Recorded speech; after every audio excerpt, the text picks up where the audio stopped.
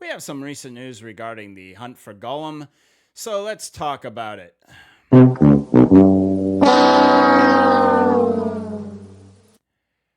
This is a movie that nobody has asked for.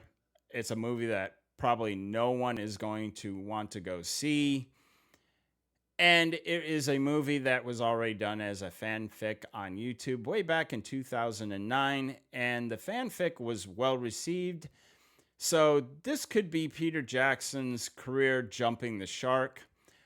This is an unforced error, in my opinion.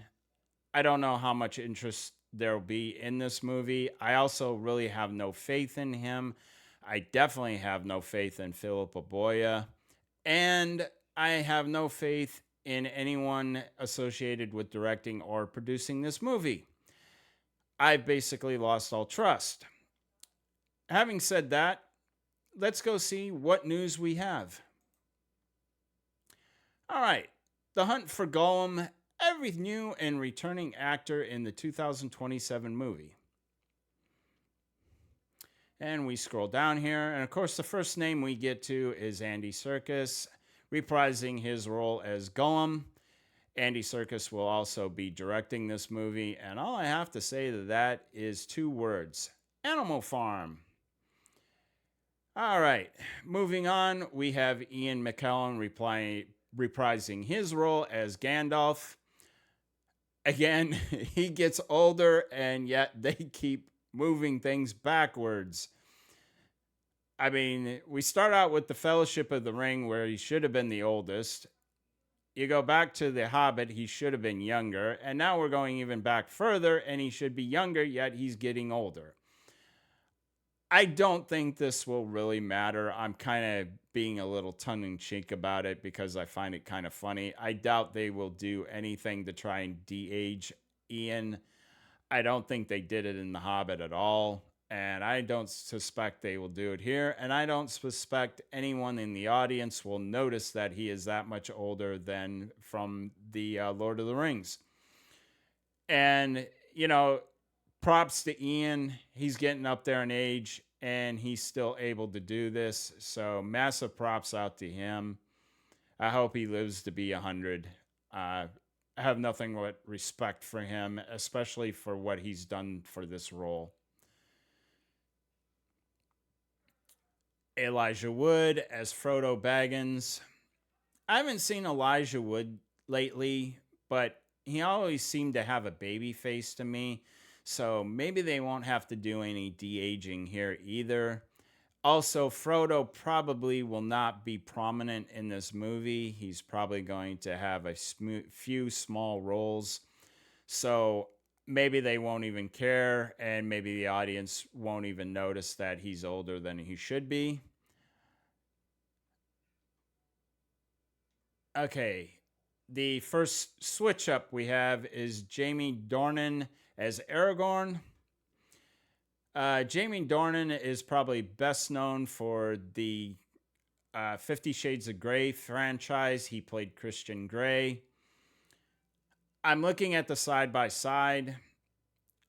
If you grow out his hair, you play with his beard and mustache a little, yeah, this is passable as an Aragorn.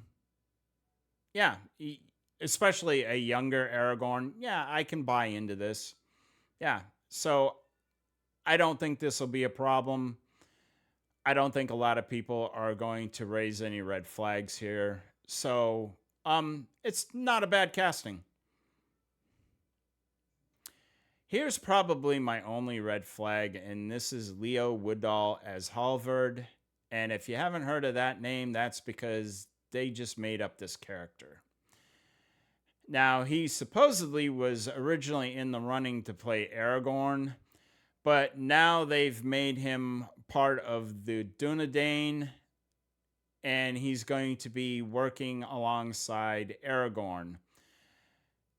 The problem I have here is you have a number of Dunedain that are named in the Lord of the Rings that you could have to fill this spot instead of making up a character. The first two that come to mind are the sons of Elrond. They're both Dunedain. You could have the two of them. You could add the three of them working together on this one. I don't remember if anyone else is mentioned in the appendices working with Aragorn, so this may be something that they've completely made up, which is why they're making up a character, I guess, but I don't like it. In my opinion, this is a red flag.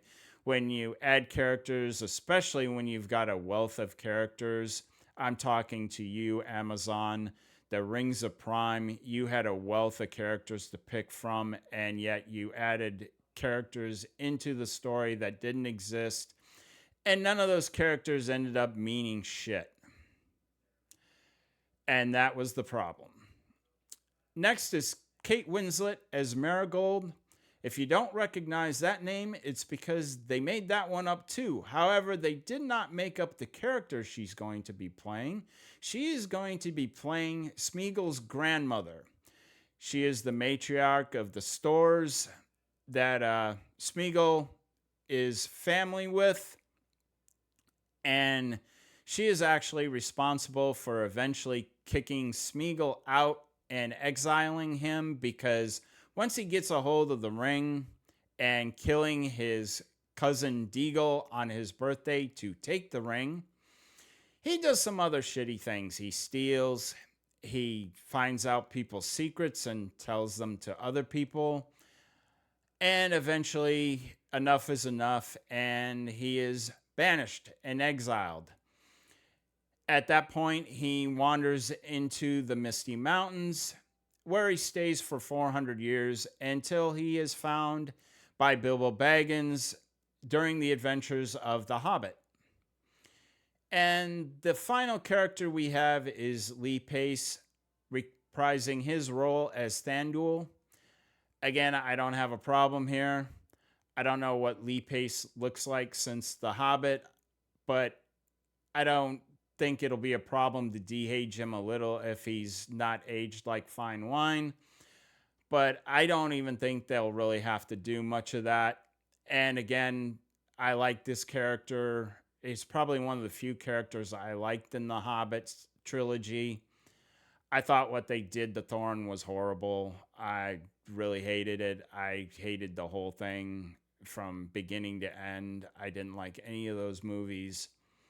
The tryst with the female elf played by Evangeline Lilly and was it Philly or Keely? One of the two. That ridiculous nonsense for the shippers. I fucking hate shippers. I can't tell you how much I hate shippers. And they're part of the reason why we got that stupid shit. Elves and dwarves, never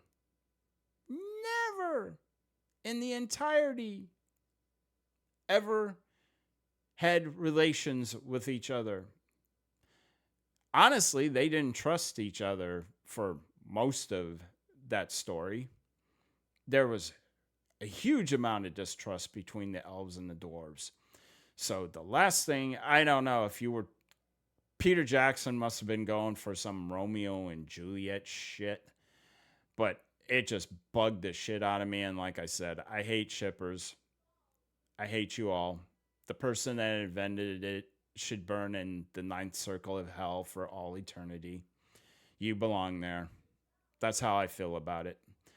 Anyways, the second bit of news is a bit more recent, and Peter Jackson did an interview and he said something I find rather disturbing. Peter Jackson compares new Gollum movie to Joaquin Phoenix's Joker. And this is where I think I know where they're going with this story. All right. Peter Jackson says his long-delayed Adventures of Tintin sequel is finally underway, revealing at Cannes that he is actively writing the screenplay with Fran Walsh, while also comparing Andy Serkis' upcoming Lord of the Rings Hunt for Gollum to Todd Phillips' Joker. This is why, of course, he isn't directing the Hunt for Gollum, is because he's involved in the sequel to The Adventures of Tintin. I hope he does that justice. Hopefully Steven Spielberg has some say in this also. The reason I say I know where this is going is because the Joker movie by Todd Phillips was trying to make the Joker into what every evil person is now in Hollywood, and that is basically someone who's misunderstood. I mean, there is some of that as far as Smeagol / Gollum goes. He wasn't really that bad. The appendices kind of plays that out in the beginning, in it that it was the ring that immediately took hold of him. But at the same time, I would argue that if the ring was able to take hold of you that quickly, then there was something always bad in you. I mean, the first thing he does is he doesn't even have the ring in his hand, and he strangles his cousin to death and takes it from him. All right? Look at, compared to how long Bilbo kept the ring and did nothing with it. You know, he wore it to hide from the Slagville Bagginses. That's basically his biggest crime. So, like I said, what I'm afraid of here is that we're going to get a very sympathetic Smeagol / Gollum, that it's all the ring's fault and that he was just a victim and he's really not that bad, blah, blah, blah, blah, blah. And if they go that route, then a lot of people are going to reject this movie. I just want them to tell the tale, if they're going to tell it, and leave off all the sympathy. Honestly, I don't even need to be retold how Gollum became Gollum, okay? And for everyone that doesn't know, the name Gollum was a nickname because Smeagol would make this throat noise, and you see it in the movies, you read it in the books, the Gollum. Okay, that's how he got his nickname once he started doing shitty things. They stopped calling him Smeagol and they started calling him Gollum because he was being a shitty person. And let's read right here for the Hunt for Gollum, to tell a story of one of J.R.R. Tolkien's most enduring and complex characters. Jackson said he and Walsh found inspiration from an unlikely source. We were thinking about the original Joker film, the one with Joaquin Phoenix. Jackson said the way that it explored the Joker's psychology while it was telling a story. We've got the story that's in the appendices, and we'll tell that story, but we'll tell it from an internal Gollum perspective. You're taking written things by Tolkien and filming them from a certain POV, and that means you have to get inside his head. I've got no particular desire to get inside Gollum's head, he said, laughing. Andy Serkis can do that himself. I really have a problem. Gollum is Gollum. You don't need to base it on a comic book character. You can base it on itself. You've got everything there. You've got the appendices. You know how he acts through the books. So you don't need to base it on anyone else. Base it on Gollum. All right? Let him get inside his own head. Let him talk to himself while he's fleeing Sauron, while he's trying to avoid Sauron, while he's trying to find the ring. This was his whole motivation during that time. He leaves the Misty Mountains. If I remember the story right, he leaves the Misty Mountains looking for Bilbo Baggins. He wanders far and wide, and I believe he actually ends up getting nabbed by Sauron first. Actually, I'm pretty sure of that. And they torture him, And finally, he gives up the name Baggins and Shire. Sauron, and kind of a mistake. Actually, at that point, lets Gollum go.